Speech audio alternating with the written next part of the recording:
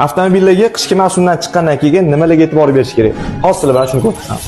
Birinchi o'rinda hadoviy rezinkalarga e'tibor berish kerak. Chunki rezinka suvida qotib o'zining xususiyatini yo'qotib qo'yadi. Bilasizlar, hadoviy asosiy yumshoq turadigan narsalari hadoviy rezinkalari hisoblanadi. Ikkinchi o'rinda amalzator. Amalzator ko'rayotganinglardek moy oqizmagan, shunday holatda turibdi, lekin ishlatganda gazlar chiqib ketib, bu ham o'zining xususiyatini yo'qotib qo'ygan.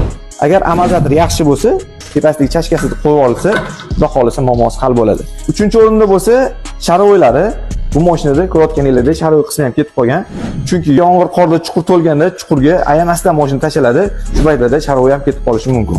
Asosan mana shu 3 ta narsaga e'tibor berish kerak. Bu mashinada ruloy kolonkalari moy oqizib olgan ekan. Ruloy kolonkalarni ham xudo xolisa remont qilib, tayyor holatda qo'yib beramiz. Xohlaganlar uchun zamin qilib ham qo'yib beramiz. Kimda shunaqa muammolar kuzatilayotgan bo'lsa, bemalol bizga aloqaga chiqsanglar bo'ladi. Pastda murojaat uchun nomerlarni qoldirib qo'yamiz.